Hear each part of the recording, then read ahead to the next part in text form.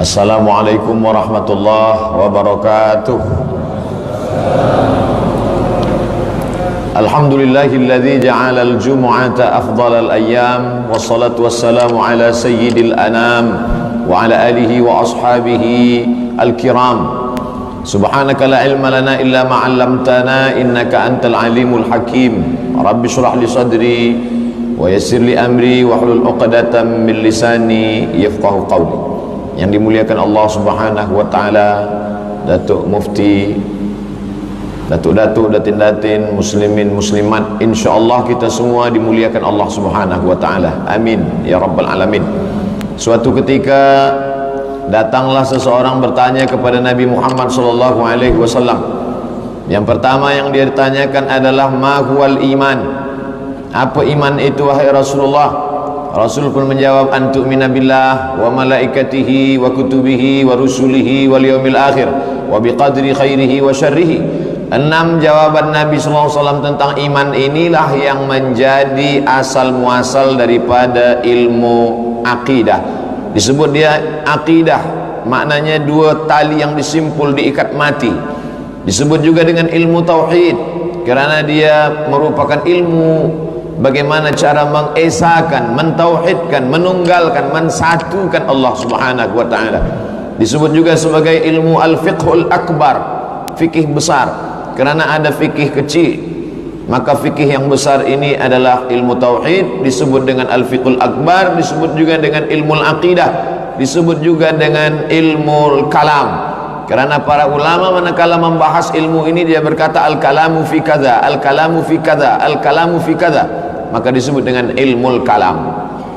Kemudian orang itu bertanya lagi kepada Nabi sallallahu alaihi wasallam, ma huwal Islam? Apa Islam itu?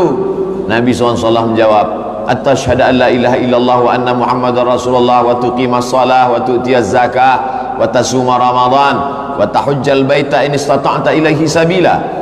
Dari 5 jawaban inilah asal muasal daripada ilmu fiqh. Di sinilah maka lahir ada namanya fikih salat, fikih zakat, fikih puasa, fikih haji. Fiqh artinya paham. Makanya Allah berkata dalam Al-Quran, a'udzubillahi minasyaitonir rajim, falaula nafara min kulli firqatin minhum, jangan semuanya pergi berperang. Nafara min kulli firqatin minhum, hendaklah ada 2, 1, 3, 5, 10 orang. Liyatafaqahu. Allah tidak mengatakan liyata'allamu. Nabi tidak mengatakan liyatadarrasu, tapi yang digunakan kata liyatafaqahu, ilmu pengetahuan yang mendalam. Orang yang dalam ilmunya disebut dengan faqih, ilmunya adalah fiqh. Makanya doa Nabi kepada Abdullah bin Abbas, Allahumma faqihhu fiddin, faqihkan dia dalam bidang agama Islam. Kalau Allah ingin menjadikan orang itu baik, apa yang Allah bagikan pada dia? May yuridillahu bihi khairan yufaqihhu fiddin. Allah faqihkan dia, Allah dalamkan ilmu agamanya. Kalau pertanyaan tentang iman menjadi ilmu kalam, ilmu akidah. Kalau pertanyaan tentang Islam menjadi ilmu fikih. Maka yang ketiga inilah dia pertanyaan mahwal ihsan. Apa ihsan itu ya Rasulullah? Rasul SAW menjawab, anta'budallaha ka'annaka tarah, engkau sembah Allah seakan-akan engkau melihat dia. Fa in lam takun tarahu fa innahu yarak. Kalau engkau tidak melihat dia, maka sesungguhnya dialah yang melihat engkau. Pertanyaan tentang ihsan inilah asal muasal ilmu tasawuf.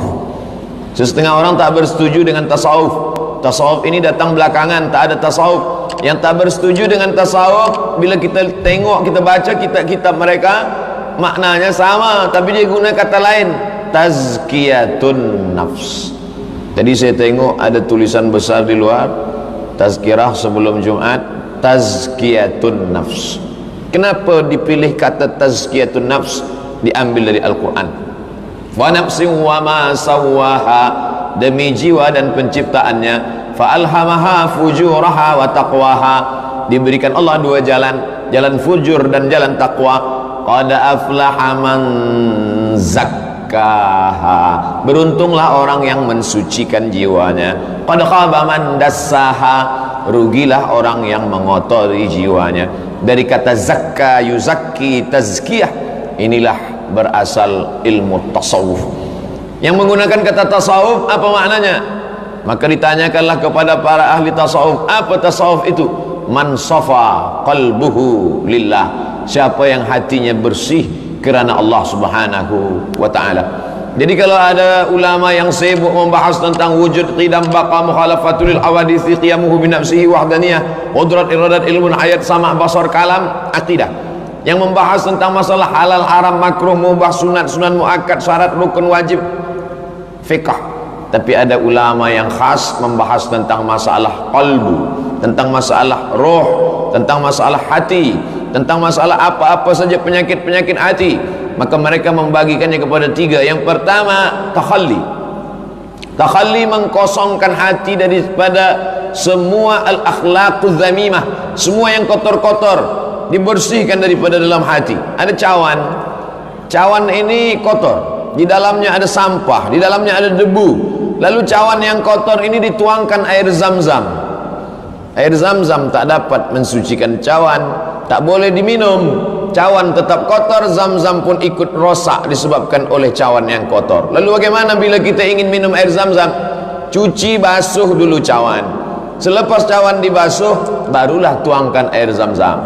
Selepas air zam-zam dituang, barulah diminum dengan doa, Allahumma inni as'aluka ilman nafi'an wa rizqan wasi'an wa shifaan min kulli da'in wa saqamin birahmatika ya arhamar rahimin. Tiga proses ini, itu yang disebut dengan tasawuf. Yang pertama, takhalli, mengkosongkan hati dari segala sifat-sifat yang merosakkan hati. Apa yang paling besar penyakit hati?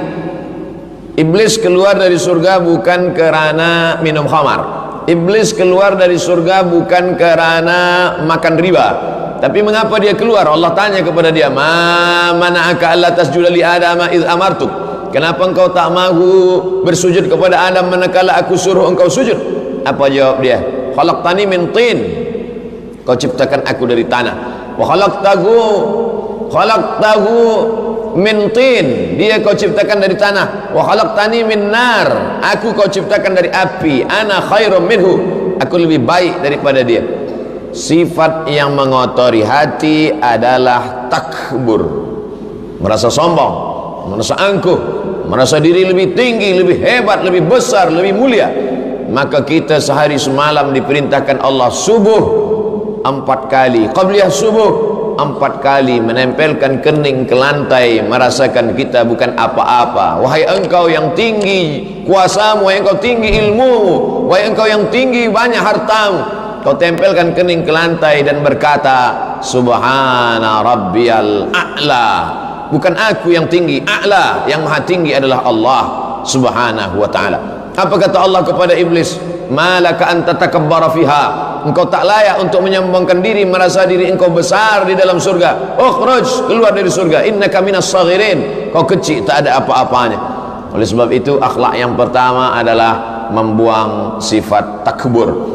Bila ada orang anaknya lahir, kita disuruh melawat, menengok budak yang baru lahir, mendoakan barakallahu laka fil mauhub wa syakartal wahib wa ruziqta birrahu wa balagha asyuddahu, semoga Allah memberikan berkah pada engkau anak yang baru lahir, jadikan Allah dia anak yang soleh dan solehah, semoga engkau diberikan berkah, dia berbakti kepadamu sampai usia dewasa hingga dia akhir hayat. Sebenarnya inti masalahnya bukan pada datang makan potong kambing itu, tapi yang diinginkan adalah supaya kita tahu asal muasal kita, tapak kaki kita 2 jari, panjang kita sejengkal. Akhrajakum min butuni ummahatikum, dia yang mengeluarkan kamu dari rahim perut ibu kamu, la ta'lamuna syai'a, kamu tak tahu apa-apa. Sebenarnya begitu cara Allah menegur kita, mengingatkan kita. Sebab khutbah tak masuk ke telinga, tausiah kadang kita tak masuk ke hati, tapi ada sesuatu yang nampak dengan mata, lisanul hal, pengalaman yang kita alami dengan mata, afsah min lisanil maqal, kadang lebih masuk ke hati daripada telinga, kadang lebih masuk ke dalam tangkai jantung daripada kata-kata keluar dari mulut. Oleh sebab itulah maka kita datang menengok orang yang anaknya baru saja lahir. Akikah nama syariat yang diajarkan Nabi Muhammad sallallahu alaihi wasallam. Man syahidal janazata, siapa yang menyaksikan jenazah, hatta tusalla alaiha, sampai ikut solat jenazah, lahu qirat, dia dapat pahala 1 qirat. Wa man syahidal janazata, siapa yang menyaksikan jenazah hatta tudfana, sampai jenazahnya masuk ke liang lahat, lahu qiratan, dia dapat 2 qirat. Sahabat bertanya, wa mal qiratan ya Rasulullah, apa qirat itu ya Rasulullah? Kata Nabi, mithlul jabalainil azimaini, seperti 2 bukit Uhud yang besar. Apa sebenarnya inti daripada masalah melawat, melihat, berziarah kubur itu? Menyadari diri bahwa kita bukan apa-apa. Mana dulu orang yang kaya, mana dulu orang yang tinggi kuasanya, sampai ke liang lahat, tinggal yang di bawah hanya sehelai, 2 helai, 3 helai kain kafan semata. Semuanya akan dibagi kepada ahli waris. Mengingatkan kita, man tawadha'a, siapa yang merendahkan dirinya, menghilangkan takburnya, menghilangkan sombongnya, illa rafa'ahullah, maka Allah akan mengangkat darajahnya. Kita hari Jumat ini datang termasuk orang-orang yang menghilangkan sifat takbur, insyaallah. Idza nudiya li salati min yaumil jumu'ah, kalau kamu sudah dipanggil untuk melaksanakan salat Jumat, fas'au ila dzikrillah, bersegeralah mengingat Allah, datang ke masjid melaksanakan salat Jumat. Wadharul bai', tinggalkan niaga. Nampaknya niaga saja, karena memang dalam hidup ini ada membeli, ada menjual, ada take, ada give, ada memberi, ada menerima. Maka semua transaksi kita tinggalkan. Bahkan yang di sekolah, yang di madrasah, yang di office, walaupun mereka tidak berniaga, tapi 2 orang yang menjalin memberi menerima, maka semuanya ditinggalkan. Kita rendahkan hati, kita rendahkan diri hanya kepada Allah Subhanahu wa ta'ala. Penyakit manusia yang paling mengerikan adalah angkuh, sombong. Iyyakum, kata Nabi sallallahu alaihi wasallam, sombong inilah yang meluluh lantakkan, merontokkan semua amal-amal kita sehingga tak bernilai di hadapan Allah Subhanahu wa ta'ala. Berapa banyak, berapa lama amal paling banyak amal iblis, sebab dia adalah, apa kata Allah dalam Al-Quran surat Al-Kahfi, kana minal jinni, jin, kana dia iblis itu minal jinni, dia berasal dari kalangan jin, fafasaqa an amri rabbi, tapi dia melawan perintah Allah. Yang dia lawan perintah Allah satu saja, sujud kepada Adam. Kalau satu perintah Allah yang dia lawan lalu dia menjadi fasik dan dikeluarkan dari surga, berapa kali kita melawan perintah Allah Subhanahu wa ta'ala? Kalau sahabat Nabi melawan perintah Rasulullah SAW hanya sekali saja pada perang Uhud, nanti 70 pemanah yang ada di Jabal Rumat, Jabal Bukit Rumat pemanah, 70 orang bersiap memanah dari atas Jabal Rumat. Nanti aku akan berperang di bawah, kata Nabi. Kalau aku menang, kamu jangan turun. Kalau aku kalah, kamu jangan turun, tetap di atas. Rupanya sahabat Nabi dan sahabat menang. Turun mereka dari atas bukit mengambil ghanimah, harta rampasan perang. Sekali mereka lawan, kalah. Iblis sekali melawan, keluar dari surga. Sahabat sekali melawan, kalah pada perang Badar Uhud. Bagaimana dengan kita yang berkali-kali melawan perintah Allah dan perintah Rasulullah sallallahu alaihi wasallam? Oleh sebab itu, apa yang membuat orang melawan? Sebab sombong. Alamnya kutubatan mimmani yumya, bukankah mereka itu tercipta daripada air yang hina? Summa khalaqatan fal, kemudian Allah jadikan dia makhluk yang sempurna. Alaysa dzalika biqadirin ala ayyuhiyal mauta. Kalau sebelumnya dia tak ada, dibuat Allah menjadi ada, menjadi makhluk yang sempurna. Selepas itu dia pun lemah, sakit dan mati. Apakah Allah tak kuasa akan menghidupkan dia kembali? Apa yang kita bawa ke dunia tak membawa apa-apa, keluar dari dunia pun tak membawa apa-apa, hanya tempat singgah sekejap sekedip mata. Selepas itu kita pun akan memejamkan mata menghadap Allah Subhanahu wa ta'ala. Maka penyakit yang diderita umat dari dulu hingga sekarang adalah takbur, angkuh, sombong, merasa diri lebih besar, merasa diri lebih mulia. Nabi SAW memanggil Bilal bin Rabah, ta'al Bilal, mari kemari Bilal. Apa kata Nabi? Sami'tu daffana alaika baina yadayya fil jannah, aku dengar suara selipar, suara terompahmu di surga.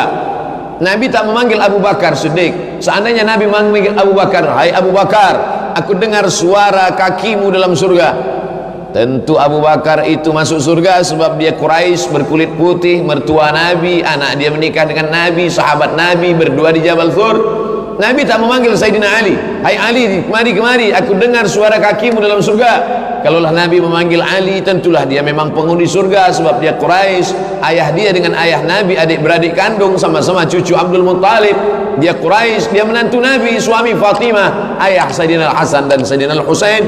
Tapi yang dipanggil Nabi adalah Bilal, budak sahaya, miskin, susah, berkulit hitam, bukan Arab, bukan Quraisy, berasal dari Nubia. Dia yang dipanggil Nabi. Ta'al ya Bilal, sami'tu dafana alaika baina yadayya fil jannah. Aku dengar suara kakimu di dalam surga. Apa amal engkau wahai Bilal? Kata Bilal, aku tak pernah meninggalkan 2 rakaat selepas bersuci, selepas berwudu. Itu menunjukkan bahwa orang masuk surga bukan karena warna kulitnya, bukan karena sukunya, bukan karena bangsanya. Innallaha la yanzuru ila ajsamikum, Allah tak melihat tubuh kamu, wala ila suwarikum, Allah tak melihat rupa wajah kamu, walakin yanzuru ila qulubikum, yang ditengok Allah adalah hati kamu, wa a'malikum, dan amal kamu. Yang pertama kali dipandang Allah hati, karena dalam hatilah letak iman, dalam hatilah letak tauhid, dalam hatilah letak takwa. Kenapa yang dipandang Allah Subhanahu wa taala hati? Karena niat berada dalam hati. Karena niat, letak niat ada dalam hati. Innamal a'malu binniyat wa innamal likulli imri'in ma nawa. Faman kanat hijratuhu ila Allah wa rasulih, siapa yang hijrah ke kota dari Makkah ke Madinah karena Allah dan Rasulullah SAW, fa hijratuhu ila ma hajara ilaih, fa hijratuhu ila Allah wa rasulih, maka hijrahnya itu sesuai dengan yang dia niatkan. Faman kanat hijratuhu ila dunya yusibuha, siapa yang hijrahnya karena ingin mendapatkan dunia, aw imra'atin yankihuha, siapa yang hijrahnya karena ingin mendapatkan perempuan yang akan dia nikahi nanti di kota Al-Madinah Al-Munawwarah, fa hijratuhu ila ma hajara ilaih, maka sesuailah dengan niatnya. Di mana letak niat? Mahallun niyati al-qalbu, tempat niat adalah hati. Setelah hati bersih, barulah yang lain menjadi bersih. Yang pertama kali kotor hati. Khatamallahu ala qulubihim. Setelah hati kotor, dia baru ke telinga. Wa ala sam'ihim. Setelah telinga kotor, wa ala absarihim ghishawah. Hati hitam, telinga tersumbat, mata tertutup, sempurnalah laknat Allah. Sommon, bukmun, amyum, fahum la yarji'un. Mereka tak akan mungkin balik lagi ke pangkal jalan. Sommon, bukmun, amyum, pekak, bisu, tuli, buta, tak akan mungkin. La yaqilun, tak akan mungkin dapat diajak berfikir. Apalah taqilun, kenapa tak berfikir? Dimakan oleh hawa nafsu. Oleh sebab itu kita semua menghilangkan angkuh sombong dalam hati. Dalam hati ini ada karat-karat seperti besi yang ada dalam tanah. Besi kalau ada dalam tanah, kita gali tanah dapat besi berkarat. Bagaimana cara menghilangkan karatnya ini? Tidak ada cara lain kecuali muhasabah. Hasibu anfusakum qabla an tuhasabu. Muhasabah, hitung-hitung kira-kira diri kamu sebelum kamu dihisab, dihitung oleh Allah Subhanahu wa taala. Maka hari yang paling elok, afdal muhasabah ini adalah hari Jumat. Sayyidul Ayyam. Allah menciptakan Nabi Adam hari Jumat. Allah mengeluarkan Adam dari surga hari Jumat. Allah membuat hari kiamat juga pada hari Jumat. Banyak hari, Isnin, Selasa, Rabu, Sabtu, Ahad, tapi yang dipilih Allah hari Jumat. Banyak bulan, tapi yang dipilih Allah bulan Syahrul Ramadan alladzi unzila fihi al-Quran. Banyak tanah, tapi yang dipilih Allah tanah adalah Makkah Al-Mukarramah. Banyak manusia, tapi yang dipilih Allah adalah Sayyidina wa Maulana Muhammad sallallahu alaihi wasallam. Sayyidus syuhur Ramadan, Sayyidul bilad Makkah, Sayyidul ayyam hari Jumat. Maka hari Jumat ini waktu yang paling afdal untuk muhasabah. Duduk sejenak, merenung, berfikir, diam. Maka kalau nampak ada kawan sebelah diam dari tadi, itu sedang muhasabah. Tapi kalau sampai berbunyi, tertidur. Apa yang kita pikirkan? Yang kita pikirkan, kita sedang berada di mana, kita sedang berbuat apa, kita akan berapa lama di sini, apa yang akan kita bawa menghadap Allah Subhanahu wa taala. Hilangkan keangkuhan, hilangkan kesombongan, dengar nasihat orang, duduk sama rendah, tegak sama tinggi, mati akan menghadap Allah sendirian. Yang hari ini banyak kawan, banyak sahabat. Walaqad ji'tumuna furada kama khalaqnakum awwala marrah. Kamu akan datang menghadap aku nanti sendirian sebagaimana dulu aku menciptakan kamu sendirian, dan kamu pun keluar sendirian, kamu akan datang menghadap aku sendirian. Bagaimana dengan anak, istri, sahabat, kawan, jiran? Yauma yafirrul mar'u min akhih, hari itu orang akan lari dari saudara kandungnya, wa ummihi, emak kandung, wa abihi, ayah kandung, wa sahibatihi, istri lari dari suami, suami meninggalkan istri, wa bani, anak-anak pun tak boleh dapat menolong. Yang dapat menolong siapa? Waladun salihun, yang terjaga di tengah malam berdoa, rabbighfirli wa liwalidayya warhamhuma kama rabbayani shaghira. Harta, innama amwalukum wa auladukum fitnah, harta hanya akan menjadi fitnah, azab semata. Harta yang boleh menolong hanyalah shadaqatun jariyah. Sahabat, al-akhillau ba'duhum, al-akhilla, semua orang yang berkawan, yauma idzin, pada hari itu, ba'duhum li ba'din adu, mereka akan bermusuhan, berkelahi, saling menyalahkan. Kerana engkaulah aku mabuk, kerana engkaulah aku berzina, kerana engkaulah aku guna dadah, kerana engkaulah aku makan riba. Illal muttaqun, kecuali orang yang bertakwa. Orang yang bertakwa di hadapan Allah saling memuji. Aku berterima kasih kerana engkau aku tahu baca Yasin, kerana engkau aku tahu baca Quran, kerana engkau aku tahu bersedekah. Mereka yang bertakwa saling memuji, berkawan di dunia, berkawan di masjid, berkawan juga nanti di padang mahsyar, kerana mereka termasuk yang dicari Allah Subhanahu wa taala. Ainal mutahabbuna bi jalali, mana dulu orang yang berkasih sayang kerana aku, bukan kerana harta, bukan kerana kuasa, bukan kerana dunia. Dia berkasih sayang kerana aku. A'udhilluhum tahta zilli, aku ingin memberikan naungan kepada mereka yauma la zilla illa zilli, hari itu tak ada naungan kecuali naungan aku. Siapa mereka? Rajulani, dua orang, tahabba fillah, berkasih sayang kerana Allah, ijtama'a alaih, bertemu kerana Allah, wa tafarraqa alaih, berpisah pun kerana Allah. Kenapa kita kadang tak lama berkawan bersahabat? Sebab sombong, angkuh. Alhamdulillah, selama di Malaysia ini, Kuala Lumpur, Melaka, Pahang, Terengganu, esok kembali lagi. Sudah bertahun-tahun saya datang, dari 2014 hingga 2020. Yang saya jumpai adalah orang baik-baik, rendah hati. Mudah-mudahan kita sentiasa istiqamah, bersahabat, berkawan kerana Allah Subhanahu wa taala. Adapun keangkuhan, kesombongan, siapa yang paling angkuh, paling sombong? Tidak hanya berkata bahwa aku mulia, apa kata dia? Ana rabbukumul a'la, aku Tuhan kamu yang paling tinggi. Ucapan Fir'aun, ana rabbukumul a'la, aku Tuhan yang paling tinggi. Bagaimana cara Allah menghinakan Fir'aun? Allah menghinakan Fir'aun mati ditelan Laut Merah. Sama-sama air, air yang menyelamatkan Musa alaihi salam ketika dihanyutkan oleh ibundanya, air itu juga yang menenggelamkan Fir'aun. Allah ingin menunjukkan budak kecil, baby, tak ada daya, tiada upaya. Kalau Allah berkehendak selamat di atas air, tapi Fir'aun dengan segala kekuatannya mati di dalam air. Jangan putus asa walaupun kau lemah seperti bayi, jangan engkau sombong walaupun kau hebat seperti Fir'aun. Air yang sama, air itu juga yang menghidupkan, air itu juga yang mematikan, karena kuasa ada pada Allah. Innama amruhu idza arada syai'an ayaqula lahu kun fayakun, la haula wala quwata illa billah. Oleh sebab itu, kesombongan, keangkuhan hilangkan, bersihkan dari dalam hati kita. Saya dibagi waktu hingga pukul 1.20. Pembahasan kita mensucikan hati, baru satu saja. Nampaknya 40 Jumat baru kita selesai.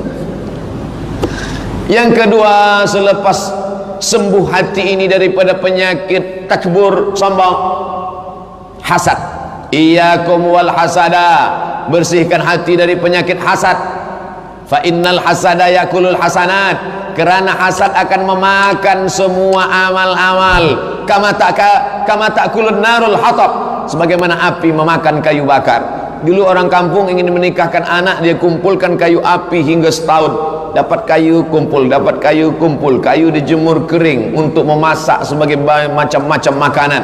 Selepas itu datang nyala api, api yang dikumpul, api yang membakar kayu terkumpul setahun, dalam waktu 15 menit hancur menjadi arang, arang berubah menjadi debu, debu dihembus angin, tak bermakna. Begitulah amalan-amalan orang yang hasad.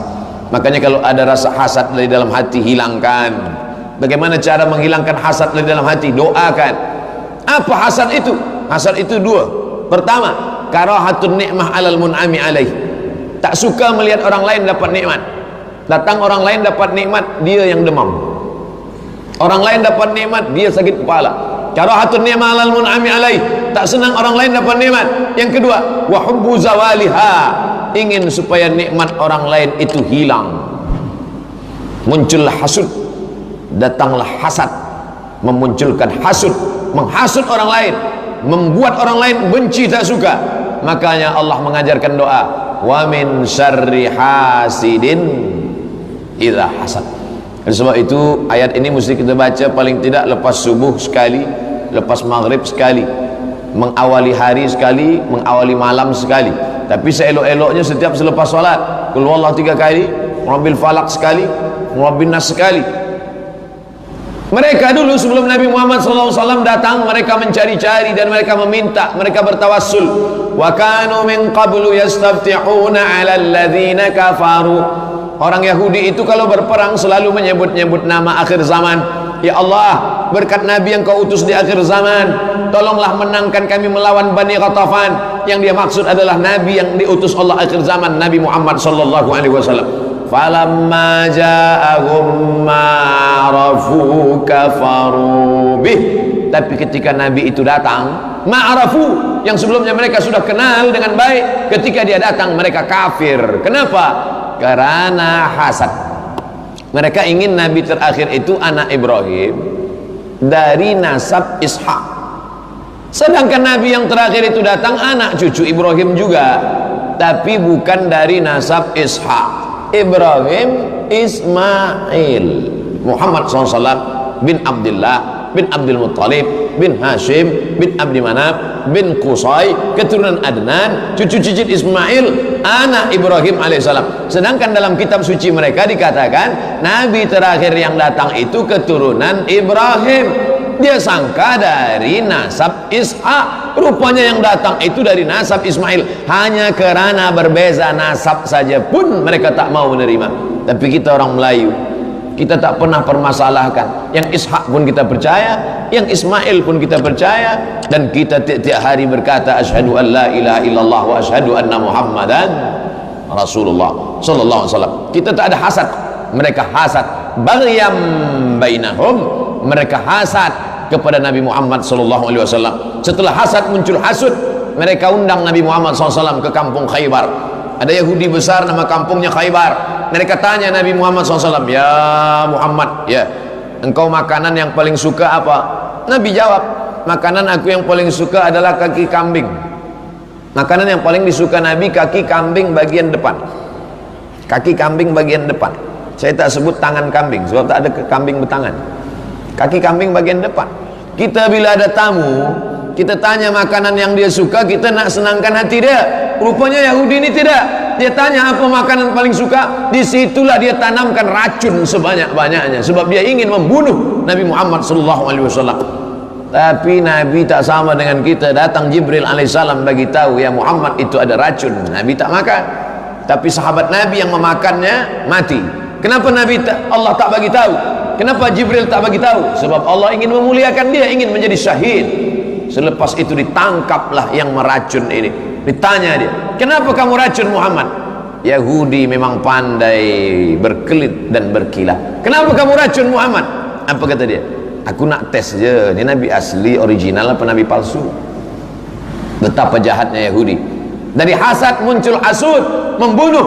Mereka curi rambut Nabi, mereka cari rambut Nabi, mereka curi, mereka ikat dalam tali, mereka masukkan ke dalam perigi, mereka sihir Nabi SAW. Datang Jibril, turun 11 ayat, mereka ikat rambut Nabi dalam 11 simpul. Makanya ada ayat, wa min syarrin naffatsati fil 'uqad, aku berlindung kepada Allah dari kejahatan orang yang suka menghembus-hembus simpul tali. Rambut kita dia ambil, dia ikat. Itu maka rambut saya pendek, takut dicuri orang. Tak, rambut ni pendek sebab habis umrah. Kuku diambil, rambut diambil, bekas ludah diambil, sihir, minta kepada syaitan. Siapa ini yang melakukan perbuatan ini? Yahudi. Turun 11 ayat. Qul a'udzu falaq min syarri ma khalaq wa min syarri ghasiqin idza waqab wa min syarri naffatsati fil 'uqad wa min syarri hasidin idza hasad. Qul a'udzu nas malikin nas ilahin nas min syarril waswisil nas alladzi yusfi sudurin nas. 11 winal jinnati wan nas. Kita baca ayat ini minta perlindungan kepada Allah Subhanahu wa taala. Dari mana datang sihir? minta kepada setan, setan mempersetujui. Dari mana datang hasad? Dari mana datang hasud? Itu semua adalah penyakit-penyakit hati. Tidak ada cara selain ridha menerima ketetapan Allah. Iqna' bima qasamallahu lak takun aghnan nas. Merasa cukup dengan pembagian Allah, maka engkau akan menjadi orang yang paling berkecukupan. Doakan orang-orang jiran, kawan, sahabat yang dapat nikmat itu, doakan mereka. Doakan mereka. Ada orang yang dapat anak, doakan dia, jadikan anaknya anak soleh dan soleha. Ada orang yang mendapatkan keluarga yang baik, doakan supaya berkekalan dalam sakinah mawaddah warahmah. Ada orang yang diberikan Allah SWT harta dan kuasa, doakan supaya dengan harta dan kuasanya itu dia dapat menolong agama Allah Subhanahu wa taala. Mudah-mudahan Allah selamatkan kita dari dua penyakit yang kita bahaskan siang ini. Yang pertama takbur, yang kedua hasad. Tapi yang paling penting doanya adalah selain mendoakan diri, doakan Ustaz Abdul Somad yang bertausiah itu, yang menyampaikan tazkirah itu. Kerana yang menyampaikan tazkirah itu belum tentu pula selamat dari takbur dan hasad. Allahumma tahhir qulubana, sucikan hati kami minal hasadi, dari penyakit hasad, wa takabbur wal kibriya'i wal azamah, merasa diri paling besar, paling hebat, paling mulia. Bersihkan hati kami. Allahumma ja'alna minat tawabin, jadikan kami orang yang bertaubat kembali ke pangkal jalan. Minal mutatahhirin, mensucikan hati dan jiwa. Wa ja'alna min ibadikas salihin, jadikan kami hamba-hambamu yang saleh.